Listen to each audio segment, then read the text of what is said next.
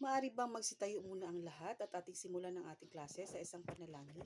Sa ngalan ng Ama, ng Anak, ng Espiritu Santo. Amen. Amen.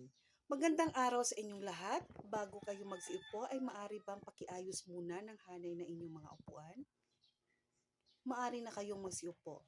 Alexena, maaari mo bang itala kung sino ang mga lumiban ngayong hapon? Maraming salamat. Kumusta naman kayong mga bata? Mabuti naman at kayo maayos lamang.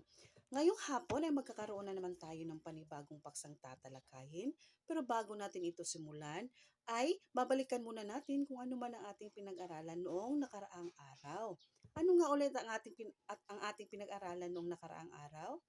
Tama, ang ating pinag-aralan noong nakaraang araw ay tungkol sa topografiya. At ano naman ang inyong mga natutunan? Kung ano ang ibig sabihin o ano ang ating tinalakay tungkol sa topografiya. Mahusay, ang topografiya ay ang tungkol o ang pag-aaral sa pisikal na katangian ng ating o paglalarawan ng ating daigdig. Mahusay. Ngayon naman ay magkakaroon tayo ng ating paksang bagong tatalakayin pero magkakaroon muna tayo ng paganyak o unang gawain. Kayo handa na ba? Mabuti naman. Ngayon sa ating unang gawain ay tinatawag kong itong punan mo ako. Meron akong ipapakita ng mga larawan at huhulaan ninyo o punan ninyo ang mga letrang nawawala sa larawang aking ipapakita. Ako ba'y naiintindihan? Mabuti. Ngayon naman, ngayon sa unang larawan, ano kaya ang letrang nawawala? Tama, ang letrang nawawala dito ay letter L at letter O. Ngayon, ano kaya ang larawang ito? Ito ay tumutukoy sa globo. Mahusay. Ngayon naman, sa pangalawang larawan, ano kaya ang nawawalang letra? Tama, ang nawawalang letra dito ay letter R at saka S. Ngayon, ito ay tumutukoy sa larawang crust. Tama, napakahusay mga bata. Ngayon, sa pangatlong larawan naman, ano kaya ang nawawalang letra dito? Tama, ang nawawalang letra ay letter A at saka N. At ito ay tumutukoy sa larawang mantel. Ngayon naman, sa pang-apat na larawan, ano kaya ang nawawalang letra? Tama, ang nawawalang letra ay letter O at saka E. At ito ay tumutukoy sa salitang core. Ang ibig sabihin ng larawang ito ay core. Mahusay mga bata. Ngayon naman sa panghuling larawan, ano kaya ang nawawalang letra? L at saka T. Mahusay. At ito ay tumutukoy sa salitang plate. Ano naman kaya ang paksang ating tatalakayin ngayong hapon? Tama, ito'y tungkol sa katangiang pisikal ng daigdig. Mahusay. Ngayon, dahil alam na ninyo kung ano ang paksang ating tatalakayin ngayong hapon, bago natin ito himay-himayin o bago natin ito simulang tatalakayin, ay gagabayan muna tayo o babasahin muna natin ang ating mga layunin. Ang unang layunin ay natatalakay ang katangiang pisikal ng daigdig. Pangalawang layunin, nakagagawa ng slogan tungkol sa kalagahan ng pag-aaral sa katangiang pisikal ng daigdig. At pangatlo, nabibigyang halaga ang mga bagay na makikita sa katangiang pisikal ng daigdig tulad na lamang ng paggamit ng tubig. Ngayon, sisimulan na nating talakayin ang ating paksa ngayong hapon. Heograpiya. Ang heograpiya ay hango sa salitang geo na ang kahulugan ay daigdig. Grafiya naman o ang paglalarawan. Sa makatuwid, ang heograpiya ay ang paglalarawan ng daigdig. Ako ba'y naiintindihan? Siyang tunay. Ngayon naman, sa katangiang pisikal ng daigdig, may tatlong layer na tinatawag at ito ay isa sa mga paraan kung paano natin malalaman ang pisikal na katangian ng daigdig. Una ay ang crust. Ang crust ay ang matigas at mabatong bahagi ng daigdig at dito rin natin makikita ang plate o tectonic plates at ang plate na ito ay ilalarawan ko mamaya. Ngayon naman, ang ikalawang layer ay ang mantle. Ang mantel naman ay isang patong ng mga batong napakainit, kaya ito'y malambot at natutunaw ang mga ibang bahagi nito.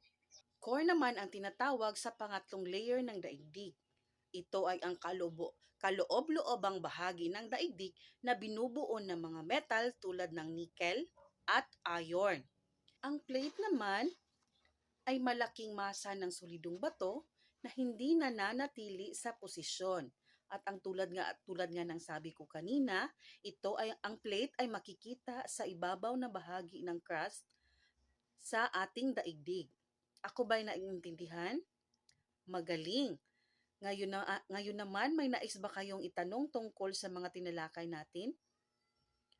Wala? Kung wala na, ibig sabihin ay naiintindihan na ninyo kung ano ang ating mga tinalakay. Upang lubos ninyong maintindihan ang ating tinalakay o ating leksyon ngayong hapon, ay magkakaroon tayo ng pangkatang gawain. Ang gagawin nyo lamang ay gagawa kayo ng slogan na nagpapakita ng kahalagahan ng pag-aaral sa ating pisikal na katangian ng daigdig. Ako ba'y naiintindihan? Ang klaseng ito ay hatiin sa 2 pangkat at ang bawat pangkat ay bibigyan ng 10 minuto para sa paggawa at 3 minuto naman para ipresenta ang inyong slogan. Ako ba'y naiintindihan? Maaari ninyong kunan ng larawan ang inyong pamantayan upang gabayan kayo nito sa paggawa ng inyong slogan. Ako ba'y naiintindihan? Mahusay, maaari na kayong magsimula. Ngayon naman ay bibigay ko ang inyong mga nakuhang puntos para sa unang pangkat. Ang unang pangkat ay nakakuha ng 10 puntos para sa nilalaman dahil malinaw ang pinapahayag sa slogan at 10 puntos naman para sa kaangkupan ng konsepto sapagkat angkop ang mga salitang nabuo sa slogan at 10 puntos naman sa presentasyon sapagkat malinis at malinaw ang pagpresenta. Ang unang pangkat ay nakakuha ng kabuuang puntos na 30 puntos. Sa ikalawang pangkat naman, 10 puntos rin para sa nilalaman, 10 puntos din sa kaangkupan ng konsepto, at 10 puntos din sa kabuuang presentasyon. At ang kalawang pangkat ay nakakuha din ng 30 puntos para sa inyong ginawa. Balakpakan natin ang ating mga sarili. Wala na ba kayong nais itanong? Wala na ba kayong mga katanungan? Kung wala na ay ako ang magtatanong. Unang katanungan, bakit ba mahalagang malaman natin kung ano ang pisikal na katangian ng daigdig? Tama, dahil para malaman natin kung ano ang ating mundong ginagalawan. Mahusay. Para naman sa ikalawang katanungan, paano mabibigyang halaga ang mga bagay-bagay na makikita natin sa ating daigdig? Tama sa pamamagitan ng paggamit ng tama, tulad na lamang ng paggamit ng tubig sa tamang paraan. Mahusay. Ngayon naman sa panghuli at pangatlong katanungan, para sa iyo, may kahalagahan ba ang bawat bagay na makikita natin sa ating daigdig? Tama ang iyong sagot sapagkat lahat ng bagay, ito man ay malaki o maliit, ay may kahalagahan dahil may kahalagahan sila kung bakit nandito sila sa ating daigdig. Base sa inyong mga kasagutan, ako'y nagagalak at ako'y masaya sapagkat talagang nakinig kayo sa ating talakayan. Ngayon, para sa ating pagtataya ay kumuha kayo ng sangkapat na papel at sagutan ang mga katanungan. Sagutan ang mga katanungan sa hanay A at makikita ang mga sagot sa hanay B. Ako'y naiintindihan? Mabuti naman. Tapos na ba ang lahat? Maaari nyo nang ipasa inyong mga papel sa harapan. Ngayon naman ay maaari bang kumuha kayo ng inyong kwaderno, kunin ninyo ang inyong mga kwaderno o pwede rin kunan ninyo ng litrato ang inyong magiging takdang aralin. Tapos na ba? Mabuti naman. Ngayon ay maaari na kayong magsitayo. Paalam na sa inyong lahat mga bata.